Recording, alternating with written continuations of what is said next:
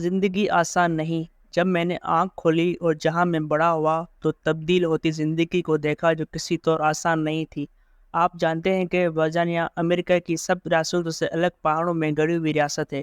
یہ ایک ٹھنڈی ریاست ہے جہاں میرے والد کوئلے کی صنعت میں کام کرتے تھے۔ وہ کان کے ایک حادثے کا شکار ہو گئے۔ ان پر کام کرتے ہوئے 700 پاؤنڈ وزنی چٹان گر گئی۔ اس وقت میری عمر 5 برس تھی، لیکن اپنے والد کے زخمی ہونے کا منظر میرے ذہن میں آج تک واضح ہے۔ میرے بھائی بہن اور ماں کے لیے پیسے کی تنگی تھی۔ زندگی بسر کرنے اور ہماری کفالت کرنے کے لیے ہماری والدہ کو 3 جگہوں پر کام کرنا پڑتا۔ پیسے کی قلت تھی، لیکن میں اور میرا بھائی اور بہن کبھی بھوکے نہ سوئے۔ میں اس بارے میں کبھی نہیں سوچتا تھا کیونکہ کاؤنٹی میں رہنے والے کم لوگ بہت اچھے تھے۔ ان میں سے ایک بڑی تعداد غربت کی لائن کے نیچے تھی۔ لیکن اچھی خبر یہ تھی کہ جب آپ کے ارد گرد ایک جیسے آپ غریب لوگ ہوتے ہیں تو غربت محسوس نہیں ہوتی۔ سب کچھ معمول کے مطابق ہوتا ہے۔ یہ بعد میں نے محسوس کیا کہ میرا خاندان کتنا غریب تھا۔ جب میں جوان ہوا تو میں اپنے گریڈ میں جسمانی طور پر تنوع تھا۔ میں 7ویں گریڈ میں تھا جب میں 8ویں گریڈ کی فٹ بال ٹیم میں شامل ہونے کا اہل ہو گیا۔ میں بہت طاقتور اور تیز رفتار تھا۔ میرے والد میری ایتھلیٹس کی سرگرمیوں کی بہت حوصلہ افزائی کرتے تھے۔ میں نے ریسلنگ بھی کی اور اسکول ریس میں بھی حصہ لیا، لیکن میرے والد صاحب میری مزید کامیابیوں کو نہ دیکھ سکے اور جب میری عمر 14 سال تھی وہ ہارٹ اٹیک کی وجہ سے فوت ہو گئے۔ مجھے مزدوری کرنی پڑی۔ میری اس وقت عمر 15 برس تھی اور میں $10 فی گھنٹے پر اینٹیں اور بلاک اٹھاتا تھا۔ مزدوری میں اضافہ بھی ہو جاتا جو کبھی میرے زیادہ کام کرنے کی وجہ سے $25 اور $50 پہنچ جاتے۔ یہ سب میں اس لیے کرتا تھا کہ ہم ایک ہی میز پر بیٹھ کر کھانا کھا سکیں۔ میں ملنے والی ہر چیک اپنے والدہ کو لا کر دیتا۔ اس دوران میں نے ضلعی اور ریاستی چیمپئن شپ میں کامیابی حاصل کی۔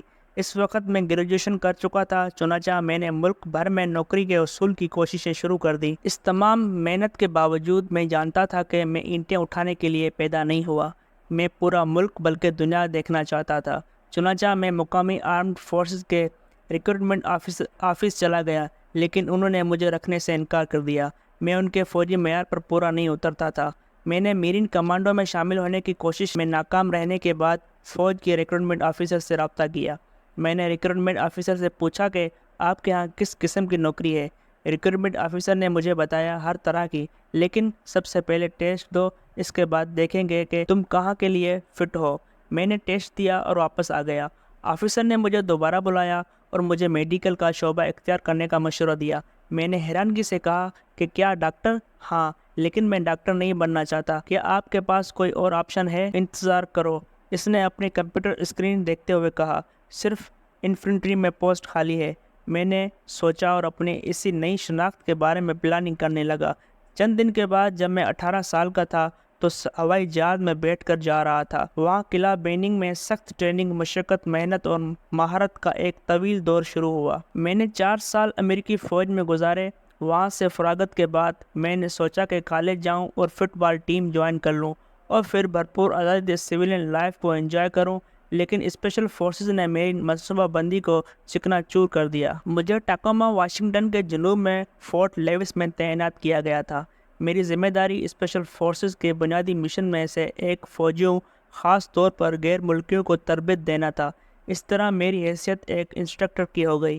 اسپیشل فورسز کی فائرنگ رینج میں فوجیوں کو بتایا اور سکھایا جاتا کہ ہر طرح کے اسلحہ کا استعمال کیسے کرنا ہے۔ اسپیشل فورسز کے جوان ہر طرح کے رائفلوں اور دھماکہ خیز بارودی مواد کا استعمال میں اتنے ماہر ہو گئے کہ جس کا مقابلہ شاید ہی کوئی کر سکتا تھا۔ ان تمام چیزوں کے ساتھ ساتھ ہم خوشی کا کوئی موقع بھی ہاتھ سے نہ جانے دیتے اور سب مل کر خوب انجوائے کرتے۔ میں اس دوران اسپیشل فورسز کی پیشہ ورانہ مہارت سے بہت متاثر ہوا۔ اس مہارت کو حاصل کرنا اتنا آسان نہیں تھا۔ اگلے کئی مہینے میں نے یہ سب کچھ بحیثیت ٹیم لیڈر کے طور پر کیا۔ میں ہر صبح 4:30 پر اٹھ جاتا اور جوانوں کے ساتھ 100 اور 200 پش اپس لگانے کے بعد 6 کلومیٹر تک دوڑ لگاتا۔ اس کے بعد ہمارا 2 گھنٹے کا گوریلا ٹریننگ شروع ہو جاتا۔ شام کو 10 کلومیٹر کی دوڑ۔ اس دن کے اختتام کے ساتھ میری روٹین فٹنس کا راز اسپیشل فورسز کی ضرورت تھی۔ ان معاملات نے میری زندگی کو بہترین شکل دی۔ گوریلا ٹریننگ سیشن کے خاتمے کے بعد میں نے اسپیشل فورسز کے انتخاب کے معیار کو جانچنے اور بنانے کا فیصلہ کیا۔ میں نے خود جوانوں کے ساتھ 3 ہفتے کی سخت ترین کورس کا آغاز کیا، جس میں جوانوں کو ان کی فٹنس اور جسم کو اپنی ضرورت کے مطابق کنٹرول کرنے کے لیے اس طرح ڈیزائن کیا کہ ہر جوان 500 میل تک بآسانی بھاگ سکے۔ اس کے علاوہ جوانوں کو نیویگیشن سسٹم سے آگاہی، بارش میں تیز ترین سفر، مختصر ٹیم کے ساتھ کام، کمیونیکیشن کی فارورڈنگ، معلومات کو وصول اور آگے پہنچانا، پانی کے بھرے کین لے کر 10 کلومیٹر تک چلنا، 350 پاؤنڈ وزنی بیگ کمر پر باندھ کر چلنا، کھلی جیپ کے پرزوں اور پہیوں کے ساتھ کوچ کرنا جیسی ٹریننگ شامل تھی۔ اس سیشن میں آدھے جوان نکل جاتے اور کچھ کو دوبارہ یہ سیشنز کرنے کی ضرورت ہوتی۔ ناکام ہونے والوں کو 2 چانس دیے جاتے اور جو پھر ناکام ہوتے انہیں نکال دیا جاتا۔ میں نے اس کورس کی منظوری دی اور خود بھی اس کورس کو پہلی دفعہ میں پاس کیا۔ اگلا چیلنج SF قابلیت کا کورس تھا، جسے پاس کرنے کے لیے 1 سال سے زائد عرصہ لگا۔ ایک مرحلے میں ہم نے ہتھیاروں کی حکمت عملی سیکھی، پھر مختلف زبانیں سیکھنے کا کورس کروایا گیا۔ میں نے 4 مہینے تک فرانسیسی زبان کا خوب مطالعہ کیا۔ اس کے بعد میں فوجی گریڈ اسکول بقایا گیا، جہاں مزاحمت، بچاؤ اور فراری کا کورس کرایا۔ یہ امریکی فوجی اہلکار کو سکھانے کے لیے ڈیزائن کیا گیا ایسا کورس تھا جس میں سکھایا جاتا ہے کہ کس طرح یرغمال بنانے والوں سے بچنا ہے، اور اگر یہ ناکام ہو جائے تو کس طرح تحقیقات اور تشدد کا سامنا کرنا ہے۔ اسپیشل فورسز کی تربیت جسمانی طور پر، دماغی طور پر اور جذباتی طور پر تکلیف دہ ہے۔ اس تربیت نے میرے دائیں پھیپھڑوں کو کچھ نقصان پہنچایا۔ یہ 1998 میں ہونے والی چوٹ کا اثر تھا، لیکن اس کے پورے اثرات 2001 میں سامنے آئے، جب میرے پھیپھڑوں نے اچانک کام کرنا بند کر دیا۔ فوج نے مجھے عارضی معذوری سے ریٹائرمنٹ کی فہرست میں ڈال دیا اور جواب دیا کہ جب تک میری چوٹ مکمل طور پر ٹھیک نہیں ہوتی، میں اپنے کام پر واپس نہیں آ سکتا۔ آپ تصور کر سکتے ہیں کہ میں کس طرح تباہ ہوا۔ میں نے اپنی پوری زندگی بڑے کھیل کے لیے ترتیب دی تھی اور آخر میں اسے سپر باؤل میں بنا دیا گیا۔ میں نے تجویز کیا کہ میری خدمات انسٹرکٹر کے طور پر لی جائیں، لیکن میری تجویز رد کر دی گئی۔ میں ریسیکا کے ساتھ لیکسٹن منتقل ہو گیا۔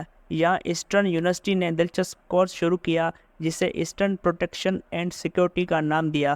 میں پڑھنے لکھنے میں دلچسپی رکھتا تھا اور کالج کا بہترین اسٹوڈنٹ رہا تھا، لیکن میں جھوٹ نہیں بول سکتا کہ میں ایک معذور شخص تھا۔ کلاس روم میں بیٹھنے والے سب لوگ خوشی کا اظہار کر رہے تھے۔